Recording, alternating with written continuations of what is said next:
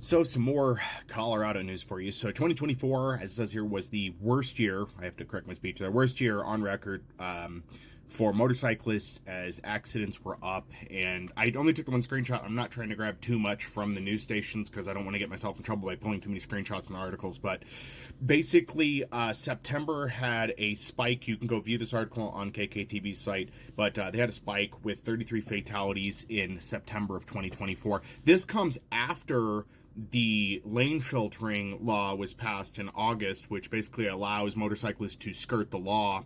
I guess because it's legal, it's not breaking the law now, but lets them weave through traffic and move ahead. And if they're at a red light, they can move ahead of everybody else, which this just feeds into the mentality I've seen in Colorado where basically if you don't want to follow traffic laws, you get a motorcycle because you don't have to follow speed limits. You don't have to worry about other vehicles, right? Because if you do get in an accident, whether you were driving recklessly or not, it's their fault, right? So we need to make some changes to the laws here in Colorado, and I know this is going to be something people like. First of all, I'm not against people driving motorcycles. I understand the freedom and want to do that, but not at the sake of breaking laws. Let's also keep in mind there was also a story broke, KKTV has it as well, where a driver was caught driving 142 miles an hour. They had to catch him via aircraft to get that, and he got ticketed and then he got arrested. But when it comes to motorcycle riders in Colorado, I'm just going to focus on Colorado, they generally believe the traffic laws don't apply to them. I've been in numerous close accidents with people numerous times. Luckily, I got out of them. Nothing bad happened, but because they ran stoplights, ran stop signs, tailgated, swerved around. I've had people try to kick my car before because of the mentality of what it is with motorcycles. Now, some laws that need to change because I do believe this article doesn't reflect much information that I'm looking for, but that it is disproportionately affecting younger drivers because of the fact that motorcycles are alluring to kids, in their teens and in their 20s, because we see a lot of the reckless driving coming from people that think they're daredevils when they're really not. They're just getting lucky. Currently, if you didn't know, in Colorado, you can get driver's licenses at 16 as long as you had essentially a permit for 12 months prior to that. And then as long as you have your motorcycle endorsement prep work done, if you will, which means 12 months with somebody of the organization that handles that, then technically at 17 you can get an endorsement on your driver's license for a motorcycle, which means you're legally allowed to drive out there. I think that the age to get a motorcycle needs to be brought up to 21 in the state.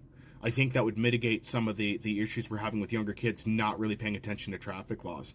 Granted, the guy that was doing 142 looked to be in his 40s, and I think that's one case of things, but this is a problem. Just here in Colorado Springs, I'm sure people can attest to this in comments who live here, how bad the problem is with motorcyclists that do lane splitting. Lane splitting is not legal in Colorado, and I've seen a number of comments in multiple places online where people are making the assumption, both that are for and against motorcycle riders, that lane splitting is legal. Lane splitting is not legal. Lane filtering is, which basically lets you move to the head of the line if there's a red light in congested traffic. That's one provision it offers.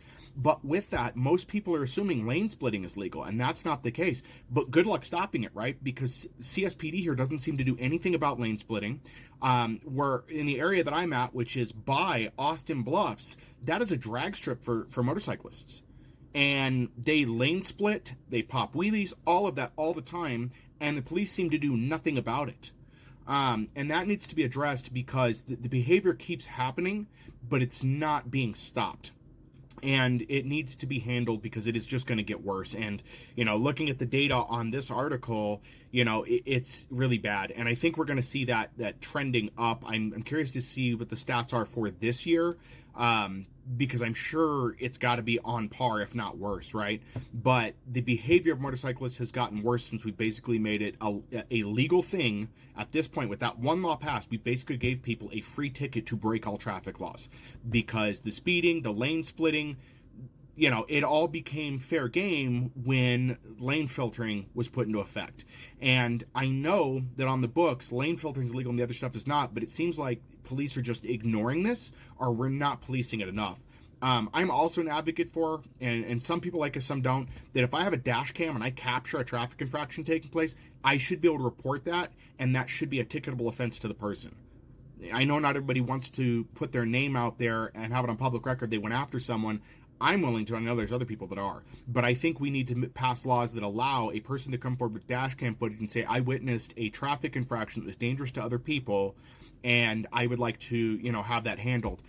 And that needs to be something that can be done, because currently it's not handled exactly well. I have taken dash cam footage before of people that have ran red lights, ran stop signs, turned it in, but I never hear back from the traffic officers. So the ball is kind of dropped by the police department as well. But there needs to be more enforcement. There needs to be more push to that. So I don't know. What do you guys think about this? I do think that we need to raise the age that you get a motorcycle at to 21 within the state. I don't think it should stay at essentially 16. I think that's far too young.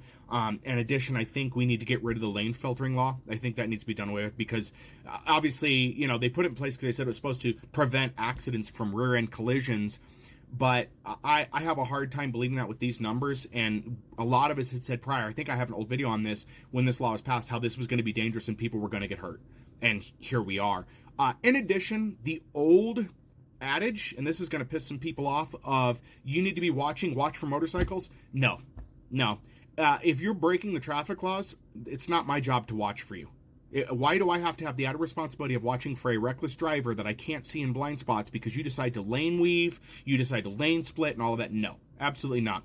That only works in the case somebody is doing what they're supposed to do. And that, to me, is a pretty easy distinction. I know a lot of people disagree, but no, it's a pretty easy distinction. So if you're going to drive recklessly in traffic and you get hurt, that's on you. I don't care. I really don't. I'm tired of us having to take responsibility for people's reckless action in that respect. Especially considering that even if you capture someone at this point, until laws are changed, if you capture someone driving recklessly, police are basically going to laugh at you and not do anything about the reckless driving. So anyway, let me know what your thoughts are, guys. Let me know what you've seen, and if you guys want to push for this, let's go ahead and get something together, or we get it to our lawmakers and see if they can make a change, because we need to get either the law reversed or we need to get more stringent laws in place to prevent these kind of things from happening. Also, locally, I'd like to see CSPD doing more about this. I understand they're busy. I understand we're pretty strapped here. Again, as I talked before, I'm looking at trying to run for mayor. I want to find out exactly where it is we're not able to enforce our basic laws in this city, because it seems like there's a lot of laws we just don't enforce because we don't have the resources, and that's not a good message to have out. Because if more people start to understand that the police aren't going to do anything about certain crimes, those crimes will go up. That's a basic fact. In any city, in any municipality, if you can't enforce certain laws, they're just going to keep happening. So anyway, let me know your thoughts are below, guys. And sorry for sounding off. I think I'm getting sick. I don't know. I'll try to get some more videos out soon here on some other topics, but this one was fairly important because I do care about people getting hurt. I want that number to go down, but not as long as we have laws like this is that going to happen. So anyways, guys, thanks again.